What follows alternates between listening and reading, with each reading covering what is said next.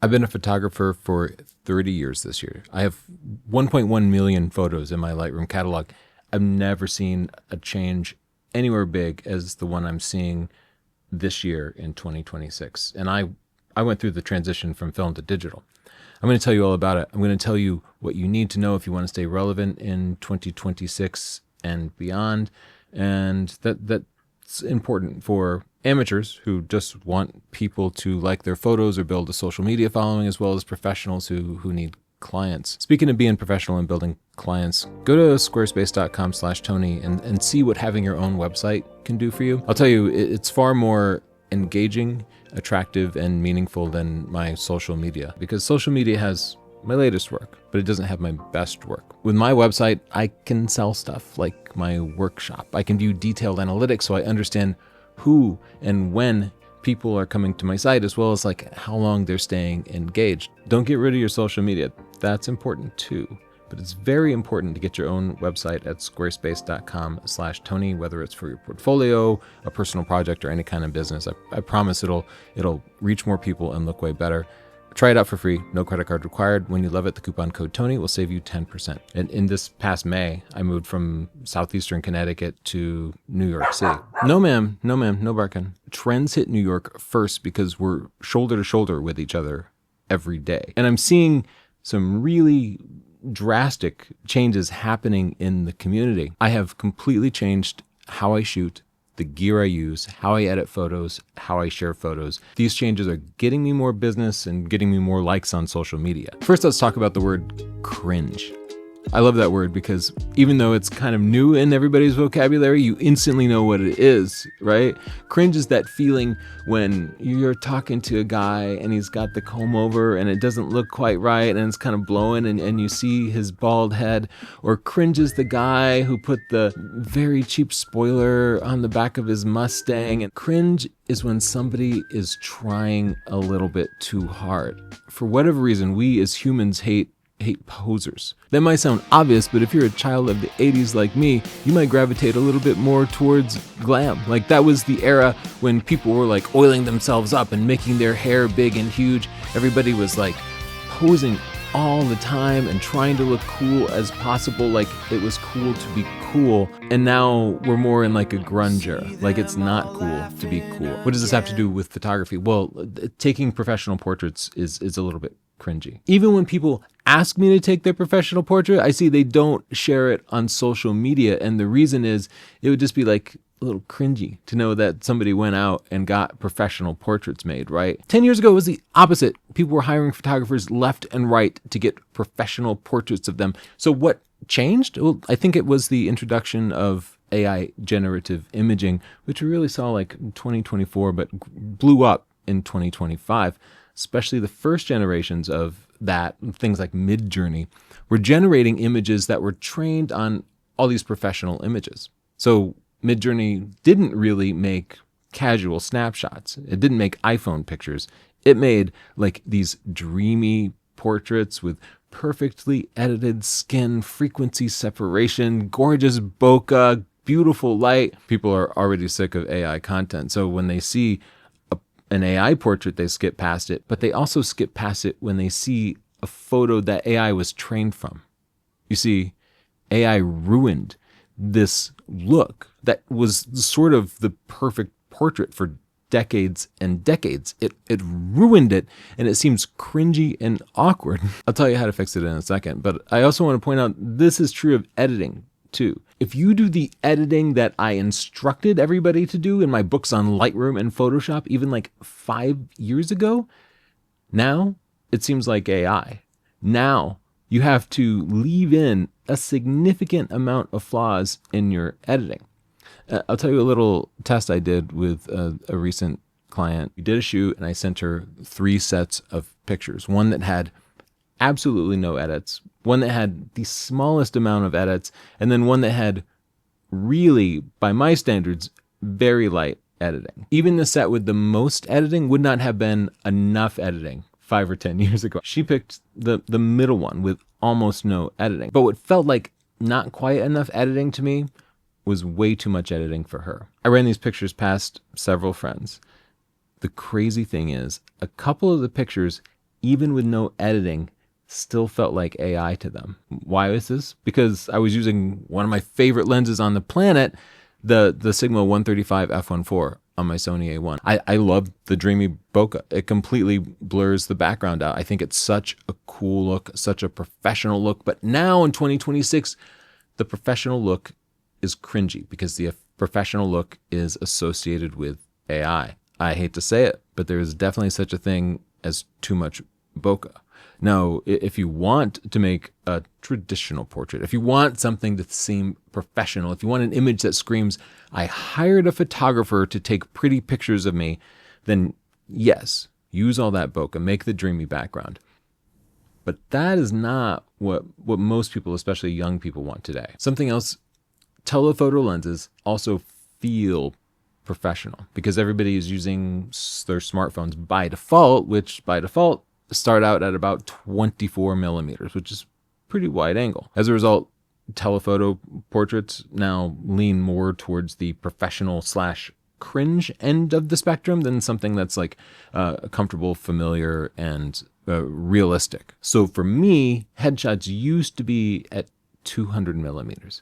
Now, I default to 24 millimeters whenever I can. Something else that's becoming cringy, and this really hurts to say, is all of digital photography. Here in New York City, where I believe trends emerge first, I would say most photographers that I see have some variety of film camera. The camera industry is starting to respond to this. We've had a couple of companies release new film cameras. The fact that Canon, Nikon, Sony haven't released a new film camera really shows that the camera companies mostly are just lagging behind. And the reason is film is the opposite of AI. Whereas AI is fake, film is necessarily authentic. It is a physical witness to that photo shoot. Photons bounced off your subject and got chemically embedded into the film itself. I've started shooting film more and more. I don't love the workflow. There's a reason I switched from film to digital, 25 years ago. But I'm making myself do it, and you know what? I'm enjoying it. If what I'm saying to you seems completely crazy, okay. But try to remember this because you'll start to see these trends emerge more broadly around the world if you haven't yet already. And if you are interested in trying to get ahead of the curve, then here's some practical advice. First, embrace analog. Just go on eBay or KEH or MPB and find an old working used film camera. Start with 35 millimeter, but whatever. Get something that looks cool to you, because that's actually a big part of it nowadays. A big part of photography is the experience. Customers have a little bit more respect for you if you have a really cool old film Hasselblad than you do if you have some Canon mirrorless camera, because they perceive you like an artist, and that matters because the craftsmanship matters. Because if the craftsmanship didn't matter, people would just AI generate cool portraits of themselves, right? So please go get a film camera, start running some film through it, and shooting subjects you don't care about, right? Because you're going to need some practice, just like I needed practice, even though that's how I learned. The second is chill out on the super expensive camera gear. I know the camera manufacturers aren't going to love hearing me say that, but if bokeh feels cringe, then maybe you don't need to spend the money on a 50 f1.2. Maybe you can just get a 50 f1.8 and blur it down a little bit. Well, I'm still out there shooting big softboxes whenever I can. You also need light less because, again, that softbox is one of the things that signals this is a professional shoot, but it's also one of the things that triggers people to think this looks like AI. I've been telling you, stop doing so many professional things, but what you need to develop is a different skill, which is making people look great without having to rely on these crutches of creamy bokeh and unnatural but flattering lighting, right? Even the traditional poses need to be out. So you need to be studying softer skills, like how to capture mood in a photo, how to tell a story with a photo. And you need to know about fashion and styling. You're going to have clients come in who don't really know how to dress themselves. And you need to be able to look at their outfit, adjust it a little bit so it looks a little bit better. You need to be skilled enough in fashion and styling to be able to make your client look good in those ways. And that's different than it used to be. It used to be whatever, you were Sears portrait photographer and the family just rolled in whatever they had. And if they had terrible clothes, well, that was on them because you were just the guy operating the camera, right? But nowadays, people want the final product. It's not so much about just pushing the button on the shutter. It is about everything that goes into crafting a proper photo. And a lot of y'all have been neglecting those skills. I'm talking about myself here. I don't know how I was a photographer for so long without really developing fashion and styling skills, but I'm starting to learn now. You're never too old to develop new skills. Another bit of advice is to do way less editing than you're accustomed to. Like, go into the presets that you have saved and just dial everything back to like 15% of what it had been before, because people need to see less edits.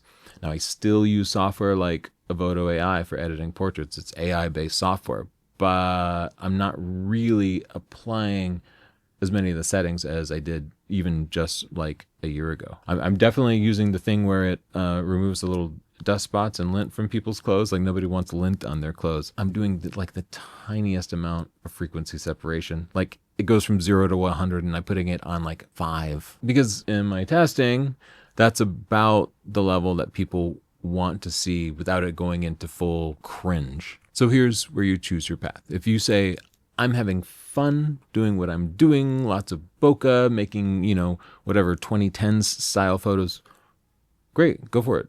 Have fun. Photography is supposed to be fun. It can just be a hobby, especially if you're in an area where people are older and more traditional. Those skills are still going to be useful for quite some time, because even though trends might change, humans themselves don't all change that quickly. If you're the type who really wants to remain relevant and you can enjoy photography in many different forms, then I would strongly say go analog, go lo-fi, either film or even lower end cameras like little digicams, wider angle, more working natural light, concentrating your efforts on mood and styling and fashion and storytelling instead of technical perfection. One final word. I know a lot of you will reject these ideas, but my superpower is kind of being comfortable with the uncomfortable, recognizing when things are inevitably changing and acknowledging that sort of inevitable change against my will hurts like hell, but still realizing that I can't swim upstream. Here's an example. The first edition of Stunning Digital Photography, which was made like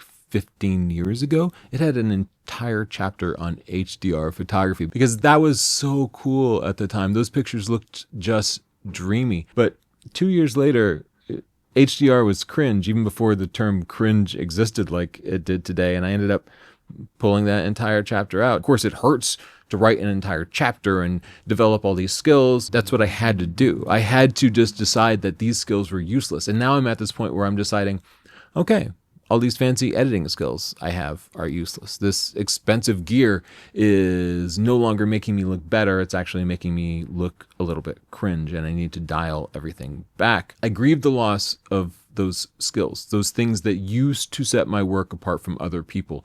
It hurts to acknowledge that a big part of my own value, my own self-esteem, is now devalued. Of course that hurts, but it doesn't get better if I bury my head in the sand. All I can do is try to stay either on top of or ahead of the trends. So that's why I'm making this video. I hope you can adopt that perspective in life to make the changes that are uncomfortable in the moment, but will be good for yourself, your career, or even just your hobby, like long term. Suffering now for the long term. Another good long-term choice you can make is to go to squarespace.com/Tony and just sign up for a trial for one of those websites. They're completely free, no credit card required, but that'll let you see just how powerful it can be. Just pick a topic that's relevant to you. Maybe it's your photography portfolio or your video reel, some other business you have, but it can be a personal project too. I've made whole websites for several different personal projects because you can get your own domain. You can get emails at that. You can really show the world what you're doing in a way that's far more compelling, engaging than social media is. Because it's extendable, you can sell things in stores or connect to many different types of apps. It's really easy to use. Check it out at squarespace.com/Tony. When you love it, the coupon code Tony will save you 10%. Thanks, Squarespace. Bye.